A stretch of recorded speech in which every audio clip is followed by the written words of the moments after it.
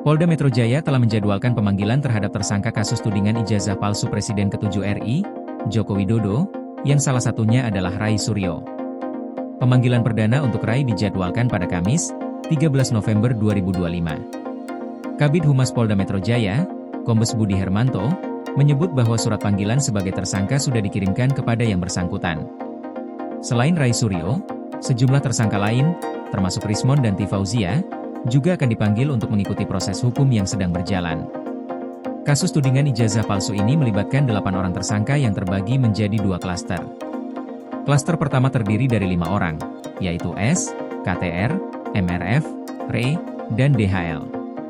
Mereka dijerat dengan berbagai pasal, antara lain pasal 310 dan atau pasal 311 dan atau pasal 160 KUHP, serta pasal-pasal terkait Undang-Undang Informasi dan Transaksi Elektronik atau ITE, seperti pasal 27A Yungto pasal 45 ayat 4 dan pasal 28 ayat 2 Yungto pasal 45A ayat 2. Klaster kedua terdiri dari 3 tersangka, yakni RS, RHS, dan Titi.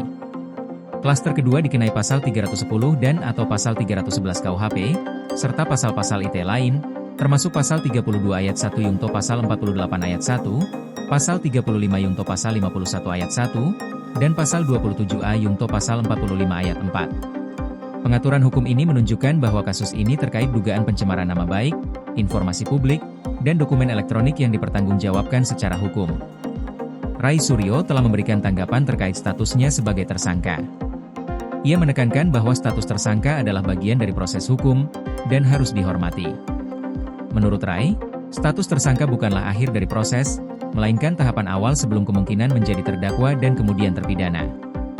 Ia menyatakan bahwa sikapnya adalah tetap tenang dan menyerahkan seluruh proses hukum kepada kuasa hukumnya. Rai juga mengajak 7 tersangka lainnya untuk tetap tegar menghadapi proses ini. Ia menegaskan bahwa perjuangan mereka adalah bagian dari hak masyarakat untuk meneliti dokumen publik secara bebas, dan proses hukum seharusnya tidak digunakan untuk mengkriminalisasi upaya penelitian tersebut.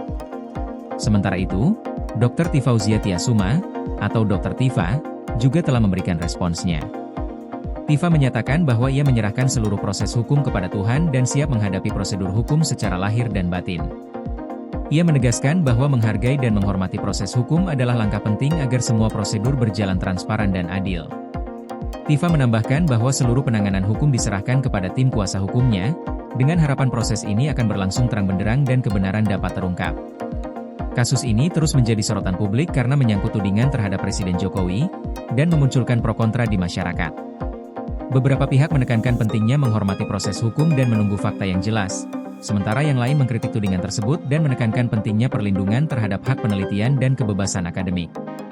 Pemeriksaan perdana para tersangka diharapkan dapat memberikan kejelasan lebih lanjut mengenai dugaan pelanggaran hukum yang terjadi.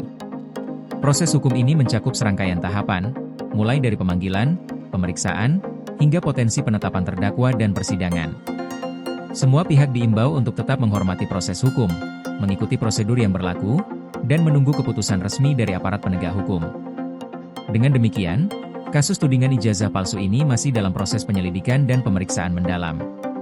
Pemanggilan Rai Suryo dan tersangka lain menjadi langkah awal dalam rangka memastikan kebenaran dan keadilan dapat ditegakkan, sekaligus memberikan kepastian hukum bagi semua pihak yang terkait dalam kasus ini.